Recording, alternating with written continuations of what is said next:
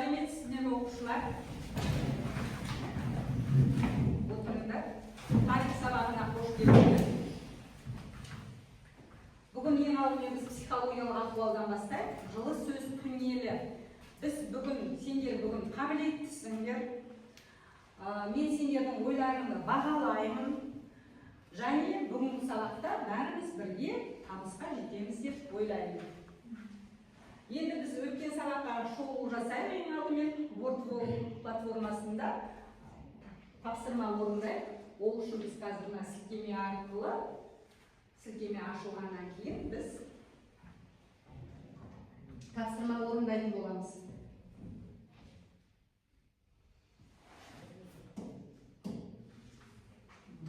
Ал кім шығады деп балалар? Кім шығады? Міне сұрақта мынаны сәйкестендіру керекпіз, иә? Кім келеді?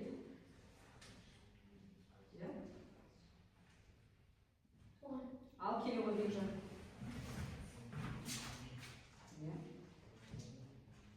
Қойма. Отыра қой. Жақсы. Ал кел Зариф.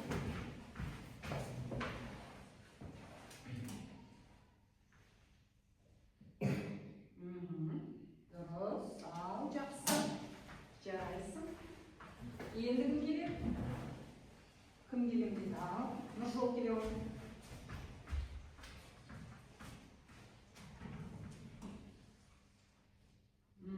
Жақсы. Нұржол отыра ғой. Рустам кел.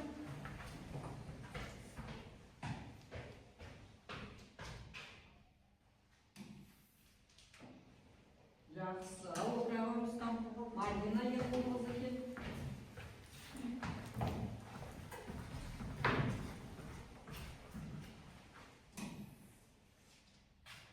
Жақсы. Тағы да шыған. Ал Бекболат кел.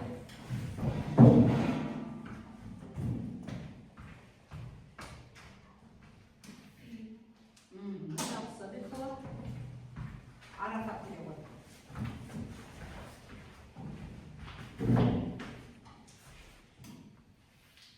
Ал енді астын баса қойып, жауапты жіберейік. Дұрыс, е балалар, барлық сұрақтарға біз дұрыс жауап бердік. Жарайсыңдар. Яғни біздің тапсырмасын мағынамыз дайын екенбіз.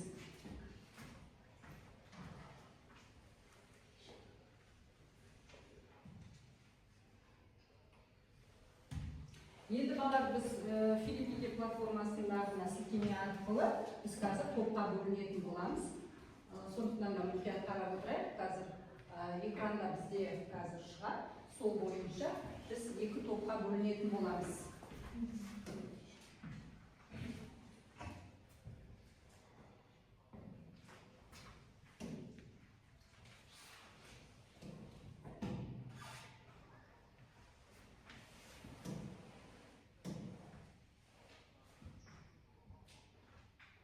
Міне, бірінші топ пен екінші топты көріп отырмыз, е? Бірінші топ мына топ болады, балалар. Екінші топ мына топ болады. Қане, алса, балалар, кітабыңыз бәрімізді бірдей ғой, кітап тұра берсіңдер. Тек қана дәптерімізді, қаламымызды алып отыра қалайық.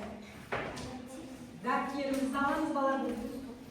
Дәптерімізді, қаламымызды алайық. Сосын ауысып отырайық. Бірінші топ, екінші топ. Бірінші топта Сұлтан, Марат қызы Мадина, Ербол қызы Мадина, Рустам, Нұржол. Екінші топта Бекболат, Бекжан, Айсұлу, Махаббат, Зариф, Арафат. Түсінікті ғой, біз енді топ басшысын сайлап алайық. Біз бірінші топта топ басшысы бізге Марат қызы Мадина болады, ал екінші топта бізде Махаббат болады.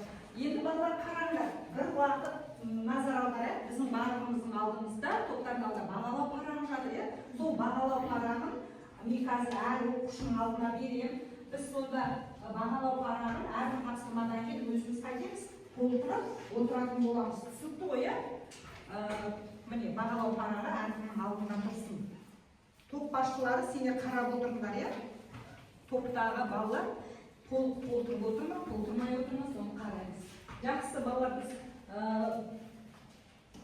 бөлініп алдық топқа. Енді біз келесі тапсырмамызға көшейік. Біз кросс-сенс әдісі бойынша балалар бүгінгі біз сабақтың тақырыбы не екен? Мына суретке назар аударайықшы балалар. Қандай суреттерді көріп отырмыз?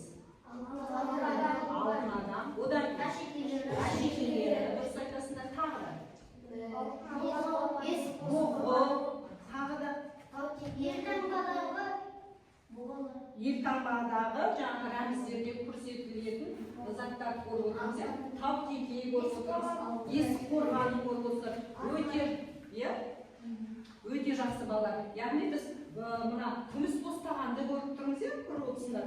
Яғни осы біз кросс-сенс осындағы суреттер арқылы біз бірнеше алтын адамға қатысты жаңағы деректерді көрген екенбіз, суреттерді көрген екенбіз. Енді біз бүгінгі балалар сабағымыздың тақырыбын жазайық. Сабақтың тақырыбы алтын адам археологиялық олжасы. Жазайық. Алтын адам археологиялық олжасы. Дәптерімізді ашайық. Бүгінгі күнді жазайық. Міне күн тұр. Одан кейін алтын адам археологиялық олжасы. Тақырып жазайық. Алтын адам археологиялық олжасы. Алтын адам археологиялық олжасы. Барлығымыздың дәптер қаламымыз бар ғой, міне оқушылар жазып та болыпты. Балалар, бүгінгі біздің сабағымыздың оқу мақсатымыз Қазақстанның ғалымдарының археологиялық жаңалықтарын білу, есік обасынан табылған алтын адам археологиялық олжасының ерекшеліктерін анықтау біздің оқу мақсатымыз. Енді сабақ мақсатымызға келетін болса, ол сақтардың әйгілі археологиялық ескерткіштерін білетін боласыңдар. Есік обасынан табылған алтын адамның кім екендігін анықтаймыз және ежелгі адамдардың дүниетанымын сипаттаймыз бүгінгі сабақта.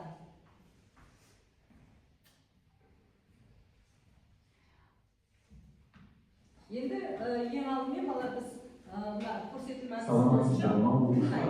Алтын адамның қалай табылғандығы туралы мәлімет беретін боламын. Сақтар біздің заманымыздан бұрынғы бір мыңжылдықта Орта Азия мен Қазақстан, Шығыс Түркістан аумағын мекен еткен жерде тайпа. Олар қуатты тайпалық одақтары массагеттер, Сидондар, Аландар, Каспийлер, Сарматтардан тұрған. Алтын адам 1970 жылдардың басында есік қорғанында Сақтар тайпасының жас көсемінің зираты табылды. Дәлірек айтқанда, Алматы облысы, Есік қаласының солтүстігіндегі Есік өзенінің сол жақ жағалауындағы темір дәуірінен сақталған Сақ обасынан табылған алтын киімді Сақ жауынгерінің мүрдесі 1969-1970 жылдары археолог тапқан. Алтын адам киімі 4000-ға жуық алтын әшекейлермен безендірілген. Әшекейлер баз, бұлан, таутеке, арқа, ат, түрлі құс бейнелерін беретін хайуанат нақышында жасалған. Бас сүйектің сол жағынан жақып тастармен әшекейленген алтын сырға табылды. Бас киімі кейінгі қазақ киім үлгілеріне ұқсас, биік, шошақ төбелі, ұзындығы 7 см шамасында, мойнында дөңгелек жүзік сияқты алтын алқа, іш көйлегі, көкірегінің тұсы, жең алтын тоғалармен өрнектелген, саусағында алтын жүзік, камзолы құрастырылмалы ауыр белбеумен буылған, белбеуге ұқсас бейнелер 16 тоға жапсырылған, оң жағында қызыл тұзын семсер, сол жағында алтын пластиналар жапсырылған құмға салынған темір қанжа, ақина, шалбарбаларда алтын тоғалармен әшекейленген. Қорған қазбалар Қазақстанды 5 ғасырда мекен еткен ежелгі тайпалардың мәдениеті, өнері, діні жайлы құнды деректер берді. Киім үлгісі, жерлеу рәсімі, алтын адамның жетісу жерін мекендеген сақтардың көргендер басының ұлы немесе жас көсем, әскер бас екенін айтып көрсетеді. Күллі дәуірдегі материалдық мәдениет, өнер, мифология, тағы да басқа салалардан мол дерек беретін алтын адам сол кездегі сақтарда мемлекеттік өркениет ертеден қалыптасқанын дәлелдейді. Алтын адам Қазақстанның азаттық символына айналды. Оның тұлғасы Алматының басыларына орнатылды. Төбе көркіндегі қанатты тұлпарлар бейнесі елтаңбамызға енді. Жақсы балалар. Яғни біз суреттегі адамның кім екен? Өткен сабақта айтқанбыз. Кемал Ақышев. Ол нені ашты? Алтын адамды ашты. Қай жылы? 1970 жылы ашқан екен. Жақсы балалар. Енді біз осы алтын адам туралы бірқатар ақпаратты білдік, қанша алтын адам бойынан қанша әшекей бұйымдары сақталған екен дейді? 4.000. міне 4.000-ға жуық. Ондағы бейнеленген көбінесе қай стильде жасалған? Аңыз стилінде. Яғни барыс, бұлан, таукеке, арқа, жылқы, әртүрлі құстардың бейнесінде әшекейлер жасалынған екен. Сондай-ақ балалар алтын адамның құлағында жаңағы әшекейленген сырға, басында шошақ төбелі биіктігі 70 сантиметр болатын бас киім бар екен. Олардың киімінің жағасы, жеңі, яғни көкірегі алтын тоғалармен өрнектелген, яғни алтын пластинкалар жасырылған, жаңағы темір қанжар, антина қызыл қынақты ұзын, жаңағы семсек, жауынгердің шалбары да алтын жаңағы тоғалармен екен, әшекейленген екен. Бұл мәліметтердің балалар барлығы сендердің алдарындағы материалдарда бар. Мен әлі қойып сендерге алтын адамның материалдары. Осы материалдардың барлығын қазір сендер сабақ барысында пайдаланатын боласыңдар. 2 топқа да қойдым. Енді осы алтын адамның жаңағы алтын адам туралы біз Есік Қорғанда қазба жұмыстары кезінде біз мынандай 26 таңбалы жазуы бар, күміс тостағанға келіп табылған. Бұның өзі балалар жаңағы сақтардың жазуы болғандығына келіп дәлелдейтін белгі. Есік Қорғаннан табылған әрбір жәдігер біз үшін өте құнды. Өйткені ол біздің ата-бабаларымыздың өте мәдениетті және жаңағы жазуы дамыған мықты адамдар болғандығын дәлелдейді екен. Алтын адамның бас киімінде бейнеленген құстар балалар, ол аспан әлемін білдіреді. Яғни құстар аспанда жүреді, өздерің білесіңдер. Ал тау мен жануарлар ол жер әлемі. Ал енді ағаш тамыры ол жердің астыңғы әлемі дегенді білдіреді екен. Яғни бас киімнің ұшындағы алтын арқа ол тылсым күштен қорғаушы, алдында 4 жебе көріп тұрғандарын ол дүниенің 4 бұрышы деп есептелінеді екен. Жалпы сақтардың түсінігі бойынша алтын ол күннің түсі. Сондықтан да олар күнге қайткен табылған, алтын кейін сақ тайпалары күнге табылған екен. Енді осы алтын адамның бас киіміндегі әшекейлердің барлығы жаңа өздерің айтып жатсыңдар, Кемал Ақышевтың бейнематериалында да айтылды. Осылардың барлығы біз Қазақстан Республикасының мемлекеттік елтаңбасын жасау кезінде қайткен осы жәдігерлердің элементтері пайдаланылған. Мемлекеттік нышандардағы осы аңдық стильдің көріністерін көріп отырмыз мына слайдта біз.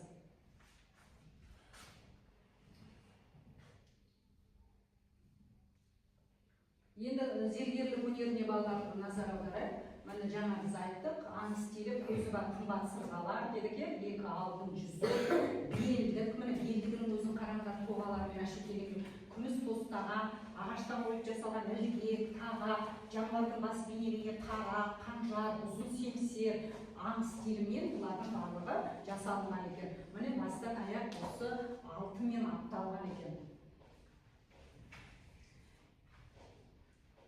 Мына алтын киімді адам біздің Астана қаласында ұлттық мұражайда осы алтын адамға арнайы зал берілген. Сол залда осы алтын киімнің бүкіл алтын киімді адамның көшірмесі және оның жаңағы осы заттары орналастырылған екен. Егер біз Астана қаласына баратын болсақ, міндетті түрде осы мұражайға барып алтын адаммен танысуымызға болады және Алматы қаласында. Енді біз келесі балалар бейнематериалға назар аударайық, барлығымыз мұқият тыңдайық. Қай жерлерінен алтын адамдар табылған? Алтын адамдар Қазақстан жерінен табылған құнды тарихи жәдігерлер. Бірінші, Есік Қорған, Алматы қаласының іргесіндегі Есік Қорғаннан 1969 жылы табылған алтын киімді адам құнды тарихи жәдігер. Екінші, Аралтөбе Қорған, 1999 жылы Атырау облысының Жылыой ауданына қарасты Аралтөбе қорымынан табылып, екінші алтын адам атанған сармақ көсемі. Үшінші, Шілікті қорымы, 2003 жылы Шығыс Қазақстан облысына қарасты Зайсан ауданының Шілікті қорғанынан табылған үшінші алтын адам. Төртінші, Талды 2 қорымы, 2010 жылы Қарағанды облысына қарасты Талды 2 қорымынан табылған алтын адам. Бесінші, Тақсай обасы, 2012 жылы Батыс Қазақстан облысынан табылған Сармат ханшайымы. Жақсы, баламен осы жерден қосайық. өйткені біз бейнероликте бір алтын ханшайым, Үржар ханшайым атауымен алды. Үржар ханшайымы ол біздің мына шығыс Абай облысы, орталық Семей қаласы дейді. Сол Абай облысында Үржар деген аудан бар. Сол Үржар ауданында Үржар ханшайымы деген атпен Сақ ханшайымы табуға болады. Енді балалар біз бірден екі бейне материалды көріп алдық. Мұқият, қазір біз бірінші жаңағы жеке жұмысымызды жасайтын боламыз. Жеке жұмыс жасау үшін мен сендерге жаңағы мынандай тапсырма беремін. Ол алтын адамның жанынан табылған заттарды тап дейді. Біз соның қайсысы дұрыс, соның жанына плюс белгісін қоямыз. Міне дистриктор сендердің алдарында тұр. Дистриктор тұр, яғни соны бірінші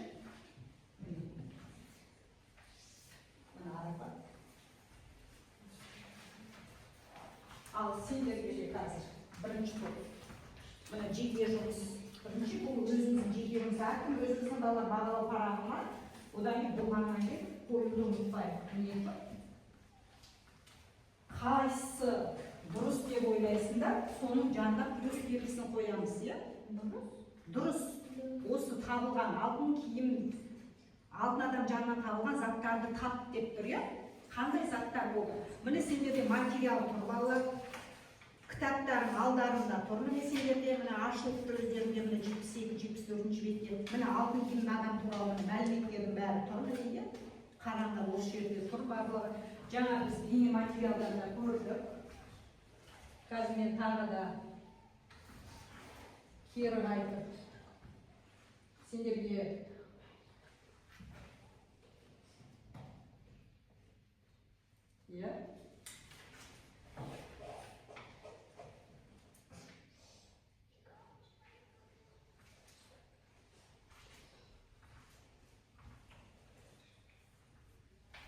кім өзі болады, балалар. Сонда мен қазір жандарына барам, жақсысы Мадина болдым дейді, қарай Мадинаны. Жақсы.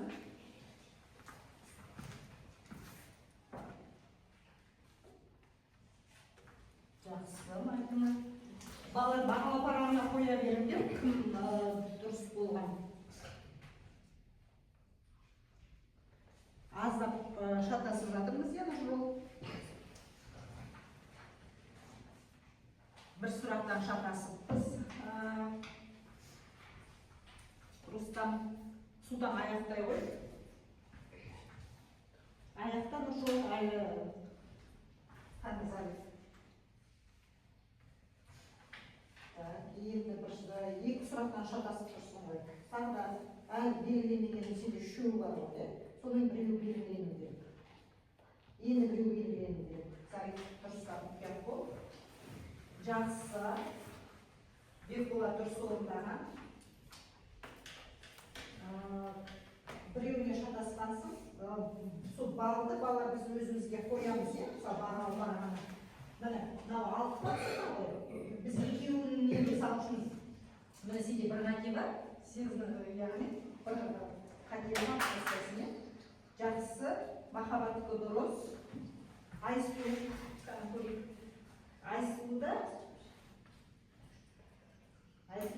қате бар екен. Мынау қате бар, дұрыс па? Қате, дұрыс.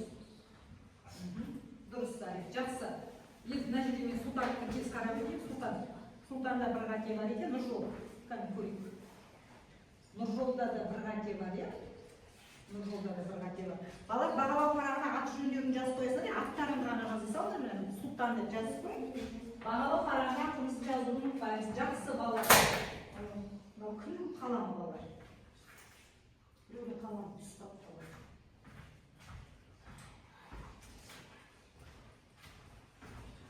Келесі балалар біздің өзіміздің екінші тапсырмамыз, ол жаңағы топтық жұмыс. Біз екі топқа тапсырма беріліп тұр, екі топқа тапсырма беріліп тұр. Менің алдымда тұр, мәтінім. Міне. Міне мәтінім тұр, балалар қараңдар. Mına мәтін тұр, иә? Мәтін таңдау кестесі арқылы біз есік қорғанынан табылған алтын адамның табылуын сипаттайсыңдар. Міне сендерде 3 сұрақ тұр, мына жерде жаңа жазасыңдар. Жауап толық болу керек. Жауап жазу үшін барлығын бір жерге жиналуларына болады. Дескриптор бар, мына жерде мына материалдарды пайдаланыңдар. Қандай материал? Міне дескрипторлардың құралдарында осы дескриптор бойынша біз жұмыс жасаймыз.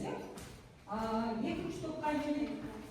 Екінші топта біз алтын адамның бас киімін қастер арқылы сипаттаймыз. Міне дескрипторларын тұр сендерді. Мынау бала сендерді міне материалдарын өздерінің қалапқа материалдар, оқу материал осында пайдалануға болады. Содан кейін жанына жазамыз. Бәріміз біреу топ туғаннан кейін бірге орындаймыз. Сондықтан да өздерінің пікірлерін айтыңдар. Барлықтар ақылдасыңдар, барыңдар қыздардың жанына барыңдар. Тұра беріңдер орындарына балалар. Тұра бер. Бір-біріңнен пікірлерін айтыңдар балалар. Қалай жазу керектігін. Дескрипторлардың құралдарында соғылған қарайсыңдар, қалай орындау керектігі барлығы жазылып тұр. Анық. Мына жерде бала тағыдан сендердің материалдарын тұр, міне оқу материал қараңдар. Осының ішіне де қарауға болады. Міне материалды қарауға болады. Қараңдар, қандай. 5 минут уақыт беріледі балалар. 5 минут уақыт беріледі.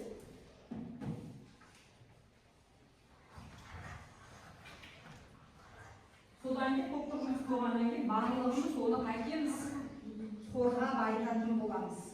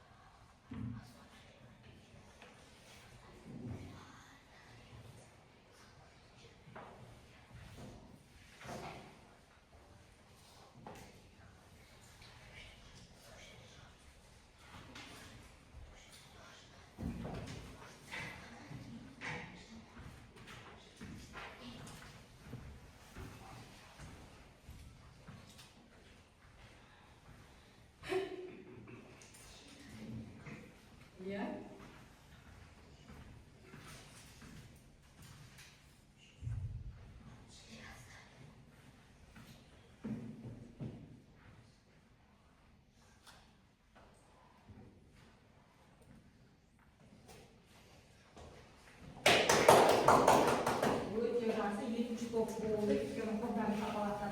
Жарайсыңдар ал, кейіннен мына жерге барлығын шанс топтың мүшелері жинайық, екінші топ.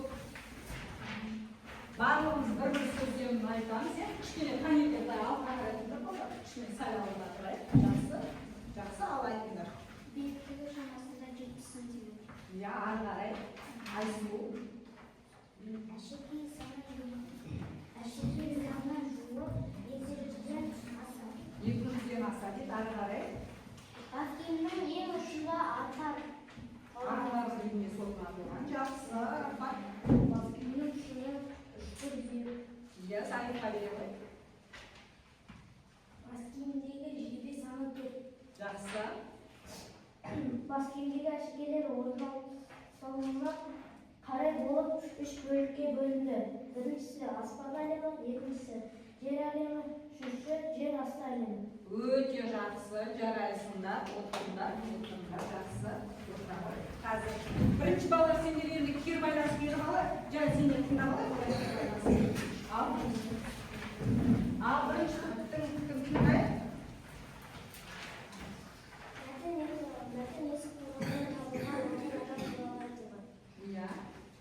Алтын адам қашан қай жылы табылды? Алтын адам 1969 жылы есік обасынан табылды. Обасынан сырғаттар. Кім келеді? Рустам келеді. Қандай әшекейлер табылған? Екі алтын жүзік, қанжар, күміс тостаған ұзын сүйектер табылған. Жақсы. Сақтардың дүниетаным жері зерделесін. Қоршаған ортаны жаратылысты танып білуге ұмтылуынан қалыптасты. Жақсы, жарайсыңдар, отыра қалыңдар, отырайық. Енді балалар біз отырыңдар. Енді біз балалар бір-бірімізге кер байланыс береміз. Екінші топ бастағандықтан біз екінші топқа кер байланыс береміз. Кім кер байланыс береді? Не айтты олар? Ал, кім кер байланыс береді? Мадина, ал, топ басшысы Мадина берсіне кер байланыс. Топ өте белсенді және тез орындады. Тез орындады, жақсы. Тағы да кім кер байланыс бере алады? Не құқтыңдар? Тапсырмадан. Бар ма кер байланыс беретіңіз? Рустам, бере ғой. Екінші топтың арқасында алтын әшекей туралы білдік. Өте жақсы отыра. Ал енді екінші топ бірінші топқа кер байланыс. Кім кер байланыс береді? Ал топ басшысына барайық. Бастайық, Махаббаттан бастайық. Бірінші топтың жауаптары ұнады. Жауаптары ұнады дейді. Ал жақсы тағы кімге кер байланыс береді? Ал, Бенжамин. Маған бірінші топтың бірігіп айтқаны ұнады. Бірігіп орындаған ұнады. Өте жақсы. Бесінші сынып қалай келеді, кер байланысты. Енді балалар біздің келесі тапсырмамыз ол жүктік жұмыс болады. Біз қазір енді бір оқушы ғана бізде жүксіз қалады екен, қалғанымыздың барлығын жүкпен орындаймыз. Ақиқат жалған тапсырмасы.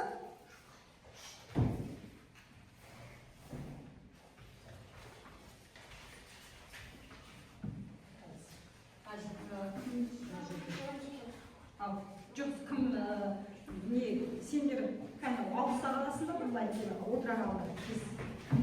Екеуі бір жауап, ал сен қазір Сұлтанға бастадың. Қазір. Енді осы кезде жақсы, қазір 1 минут бар еді. Тұра тұрыңдар. Сұлтан, міне қарның ішінде бізде не бар? Пазылдар, сол пазылды әкеліз, құраймыз. Мына жерде құрай ғой. Махаббат, сен сол осы тапсырманы орындай ғой. Болдық деген оқушылар бар екен. Ал 2 Мадина бізге болдық деп отыр. Оқи ғой, сұрақтарын.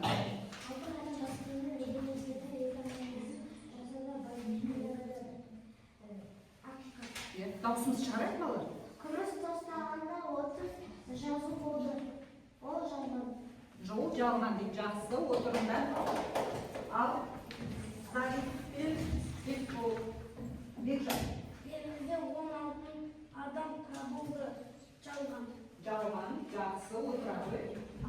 Алтын адам 1974 жылы табылды. Жалған. Жалған дейді, өте жақсы. Ал Бекболат пен Арафатты тыңдайық. Бекболат. Алтын адам 17-18 жастағы сақ қабылдасы. Ақиқат. Ақиқат дейді, жақсы. Арафат. Ақиқат өте жақсы. Рустам мен Нұржолды тыңдайық. Алтын адамның жанынан алтын салынған сандықша табылды. Жалған. Жалған, сандықша табылған жоқ, Есік қорғанынан 16 аттың маңызы қазір бағылды. Неге 16 аттың қаңқасы қазылып алынған жоқ, ол берелік орнында ол жалған. Ал Айсу алтын адамның жанынан табылған күміс тостағанында жазулар болады. ақиқат жақсы. Сақ жауынгерінің алтын жүзінде қыран қайрат тұрған адам басы кемелеген жалған. Жақсы балалар.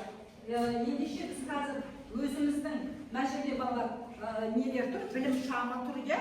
Білім шамын қайсысы түсті білесіңдер өздерің? Жасыл барлығы түсінікті, сары түсініксіз, ал қызыл сұрақтарым бар, иә?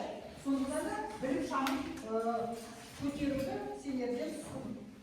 Білім шамын көтерейік, кімге қандай деймін. Жақсы балалар ол. Енді біз келесі тапсырмамыз балалар кескін карта бойынша болады қазір. Алдарындағы кескін картаны алдарына ала беріңдер балалар. Міне әркім өз алдына кескін картаны алсын. Кескін картаны алайық. Одан кейін ана жерде өзі білесіңдер ғой, үнемі пайдаланамыз. Арнайы фломастертеріміз бар, иә? Қазір балалар тұрасыңдар. Мен қазір тапсырманы айтамын, содан кейін барып мендер міне дискриптордың барлығында тұрды, жаңа біз оны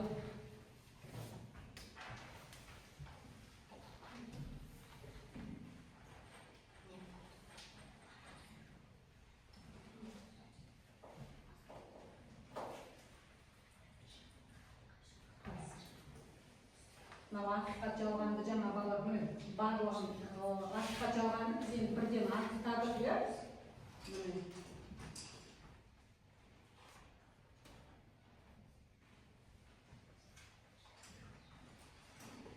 Міне жауабының барлығы сонда жерде. Енді келесі біздің тапсырмамыз қазір ашылады. Енді балалар біз келесі тапсырмаға өтпес бұрын серіктеу сәтін жасайық. Алтын сөз деген серіктеу сәті біздің бүгінгі тақырыбымыз алтын адам болғандықтан әрбір сөзден басталатын бір адам бойындағы жақсы қасиетті айтуымыз керек. А деп болады. Ақылды. Л. Лайықты өте жақсы. Т. Тапқыр өте жақсы. Қалай? Ынталы өте жақсы. Н. Адам бойында ныдан басқа қандай қасиет болуы мүмкін? Мадина? Насихаттау, немесе намысты деуге болады. Одан кейін А қайтадан? Ақылды жақсы. Одан кейін Д. Бекжан. Даналы дұрыс айтады. А.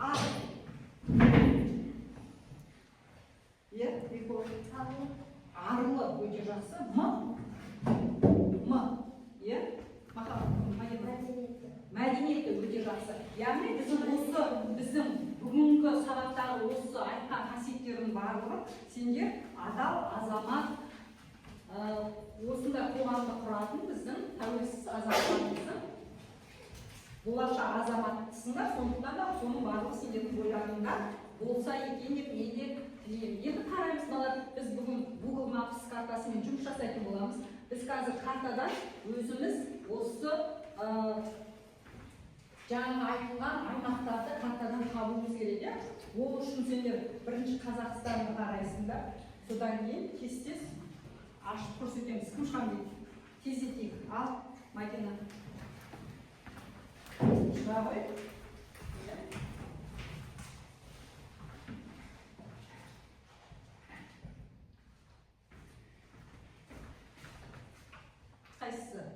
Қайсысын көрсетесің?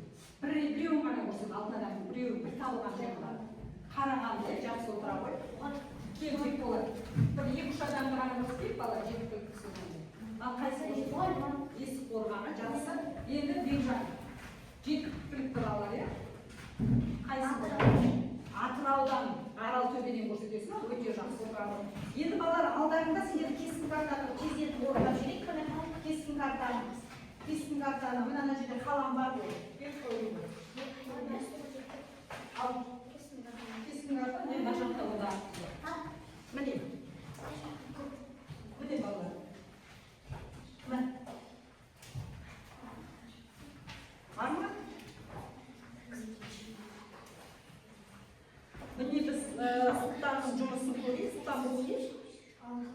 Алтын адам қайдан табылды? Есік қорғанынан табылды. Кім тапты? Қай жыл табылды? 1900? Иә? 69 жыл табылған екен. Махаббат, қане сен өзің жұмысыңды айта қойшы, жаңа берілген жеке жұмысыңды айта қой. Сұрағың болды ма? Алтын адам археология мәдениеттерінің ашылуының маңызы зор деген түрлі үштен көрсетеміз.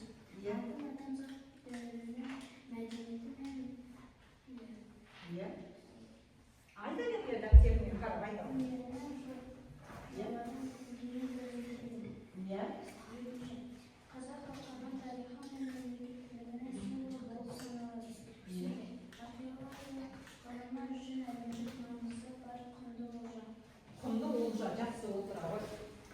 Қане енді біз кескін картаны балалар аяқта әсіресе біз жаңа айттық бірнеше нелерді осы жәдігерлер табылды дедік, иә? Сол жәдігерлерді алтын адам табылған бірнеше аймақтар бар дедік Қазақстанның. Иә?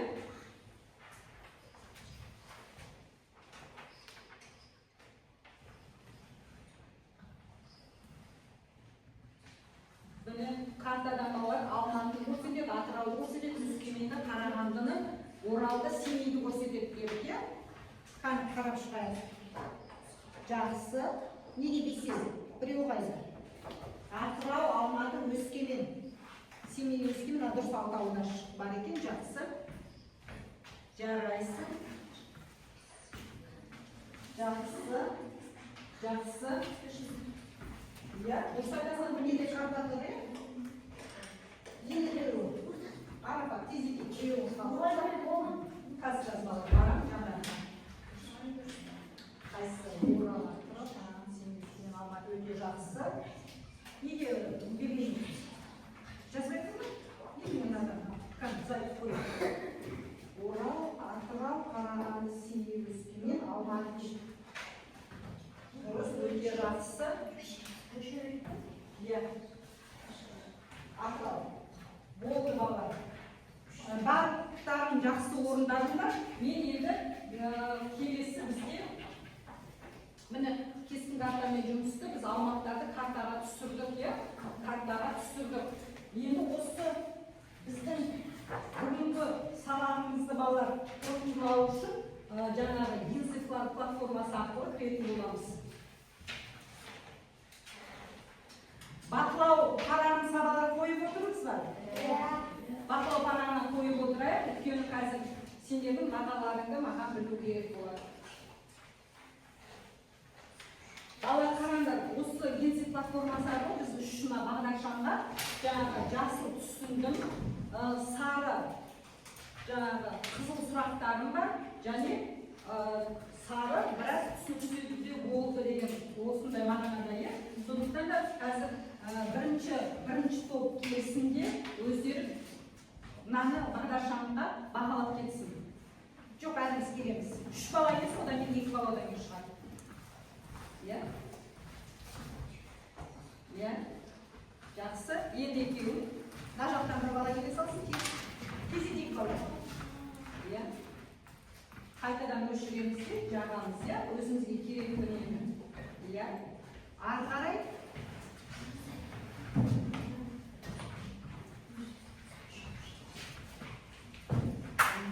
Жақсы. Жақсы. Барлығымыз ясылды жаттық. Ясылды жаттық. Өте жақсы балалар. Енді біз бүгінгі сабағымызды қорытындылайық. Кім қанша бал қойды өзіне айтайық. Әлі бір рет уақыт бар, ерте соғып қой. Неше бал? Иә, жақсы. Жақсы, сен?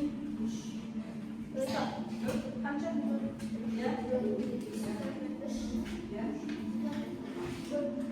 Жақсы, мен бұл сабақтың балалар қорытындысы бойынша айтайық.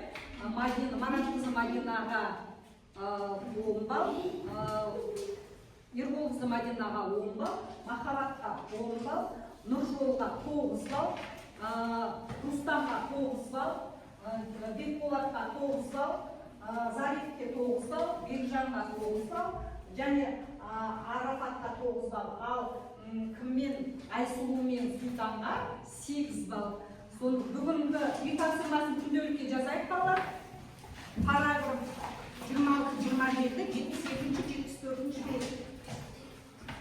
72-74 бет. Термин дата жаттау балалар. Оқу мазмұндау. Міне балалар, үй тапсырмасы міне жазылып тұр. 27-28, 72-76 бет. Тақырыпты оқу мазмұндау, термин дата жаттау. Алтын адам туралы қосымша мәліметтер дайындау. Жазықта күнделікте. Сабақ аяқ